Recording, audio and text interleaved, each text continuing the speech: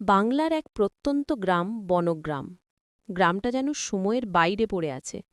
এখানকার মানুষ এখনও কেরোসিনের আলোয় রাত কাটায়, আর গ্রামের এক প্রান্তে আছে এক বিশাল পুরনো বটগাছ, কালাবটতলা নামে যার কুখ্যাতি ছড়িয়ে আছে ১০ গ্রাম দূর পর্যন্ত।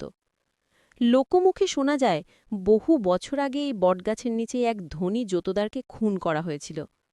তারপর থেকেই রাত নামলেই নাকি ওই বটতলায় আগুনের গোলা দেখা যায়, কুকুররা হাউমাউ করে ডাকে, আর মাঝে মাঝে শোনা যায় এক অদ্ভুত হাসির শব্দ, যেন কেউ চুপি চুপি হাসছে।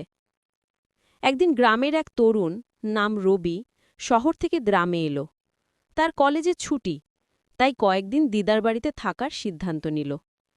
গ্রামে এলে সবাই তাকে সাবধান করল, রাতের পর কালাবটতলার দিকে যাস না রবি, ওদিকে ভালো কিছু নেই।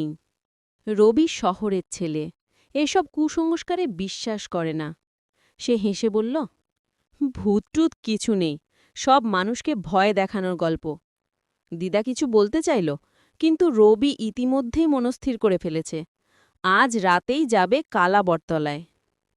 রাত 12:30টায় হাতে টর্চ নিয়ে রবি বেরিয়ে পড়ল। আকাশে মেঘ, চাঁদের আলো ম্লান, পায়ের নিচে শুকনো পাতা মচমচ করছে।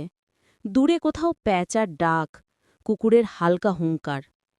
বটগাছটার কাছে পৌঁছে সে দেখল, গাছটা যেন অন্ধকারে এক দানবের মতো দাঁড়িয়ে আছে। শেকড়গুলো নেমে এসে মাটিতে পেঁচিয়ে আছে, যেন জীবন্ত সাপ। রবি টর্চ জ্বালিয়ে চারিদিকে তাকাল, কিছুই নেই। হঠাৎ টর্চের আলো নিভে গেল। সে টোকা মারল, কাজ করছে না। তখনই হালকা বাতাস বয়ে গেল, আর রবির কানে এলো মহিলার কণ্ঠে মৃদু হাসি। সে ঘুরে দাঁড়াল, কেউ নেই, কিন্তু বাতাসে একটা গন্ধ ভেসে আসছে, পুরনো ধূপ আর মরা ফুলের গন্ধ। রবি সাহস করে গাছটার দিকে এগোল। তখনই গাছের ডাল থেকে হঠাৎ একটা ছায়া নামল। প্রথমে মনে হলো হয়তো কোনো বাদুড়, কিন্তু পরের মুহূর্তে সে দেখল একটা সাদা শাড়ি পরা নারী গাছের শেকড়ে দাঁড়িয়ে হাসছে। তার চুল নেমে এসেছে কোমর পর্যন্ত, চোখ দুটো জ্বলছে নীল আলোয়। সে ধীরে ধীরে রবির দিকে এগিয়ে এলো। রবির গলা শুকিয়ে গেল, সে পা নড়াতে পারছে না। মেয়েটা ফিসফিস করে বলল, তুমি এলে, অবশেষে এলে। রবি কাঁপা গলায় বলল, কে তুমি? মেয়েটা হেসে বলল, যার রক্ত এই মাটিতে শুকায়নি এখনো।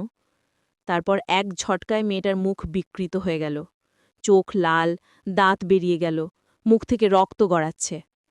রবি চিৎকার করে উঠল, কিন্তু গলায় কোনো শব্দ বেরোল না। পরের সকালে গ্রামের লোকেরা বটগাছের নিচে